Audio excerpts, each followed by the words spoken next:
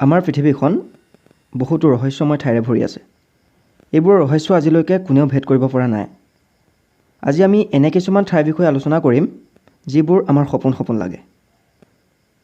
এই ভিডিঅ'টো আপোনালোকে সম্পূৰ্ণ কৰি চাব আৰু যদি আপুনি এনে ৰহস্যময় ভিডিঅ' চাব বিচাৰে তেনেহ'লে আমাৰ চেনেলটো ছাবস্ক্ৰাইব কৰি লওক আৰু কাষত থকা বেল আইকনটো দবাই দিয়ক। Number 5, dragon blood tree. গছৰো জীৱ আছে, কিন্তু আমি কোনেও বিশ্বাস নকৰোঁ। এইটো যদি সঁচা হয় অৱশ্যে আপুনি ভয় খাব। হয়, এইটোৱে সঁচা। বিশ্বত এনেকুৱা এজোপা গছ আছে য়মান দেশৰ স্কটত পোৱা যায়। এই গছজোপা আঘাত কৰিলে মানুহৰ দৰে তেজ ওলায় আৰু এই গছজোপা চাবলৈ বছৰি বহুতো দেশৰ পৰ্যটক য়মানলৈ আহে। গছজোপাৰ বয়স প্ৰায় 650 বছৰ আৰু গছজোপা 10 পৰা 12 মিটাৰ পৰ্যন্ত ওখ হয়। প্ৰত্যেক 10 বছৰত গছজোপা মাত্ৰ 1 মিটাৰ বাঢ়ে। মানুহৰ দেহত হোৱা বহুতো বেমাৰ এই গছজোপাৰ পৰা পোৱা তেজৰ দ্বাৰা নিৰাময় কৰিব পাৰি। নম্বৰ 4, লেক নেট্ৰন ট্ৰেঞ্জেনিয়া। আপুনি ৰজা অমৃত দাসৰ নাম নিশ্চয় শুনিছে, যিয়ে যি বস্তুতে হাত দিয়ে সেইবোৰ সোণলৈ ৰূপান্তৰিত হয়।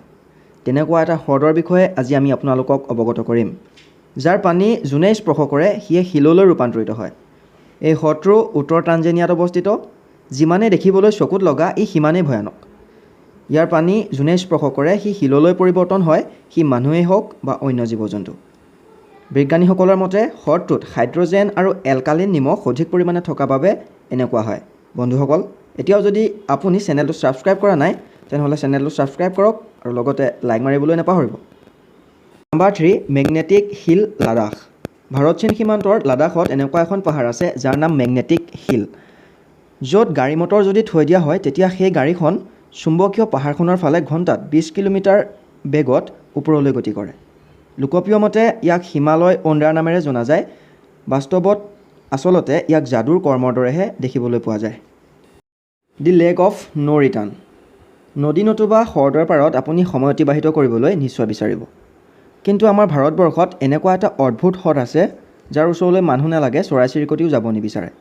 যদি ভুলক্ৰমে তাৰ কাষলৈ আপুনি কেতিয়াবা যায় তেতিয়া আপুনি পুনৰ উভতি আহিব নোৱাৰে।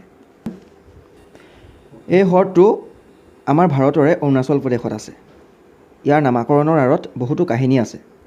এবাৰ আমেৰিকাই দ্বিতীয় বিশ্বযুদ্ধৰ সময়ত হ্ৰদটো সমতল ভূমি বুলি ভাবি তাৎক্ষণিকভাৱে বিমান অৱতৰণ কৰিছিল।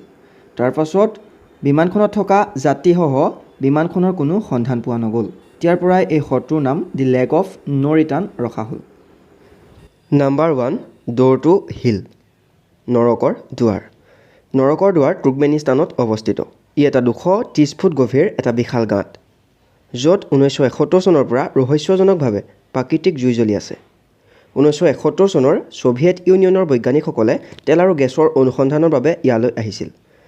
তেওঁলোকে খনন আৰম্ভ কৰাৰ পাছত এই ঠাইডোখৰ ৰহস্যজনকভাৱে তললৈ সোমাই গ'ল। এই দুৰ্ঘটনাত কাৰো মৃত্যু নহ'ল যদিও অত্যাধিক পৰিমাণে মিথেন গেছ নিৰ্গত হ'বলৈ ধৰিলে।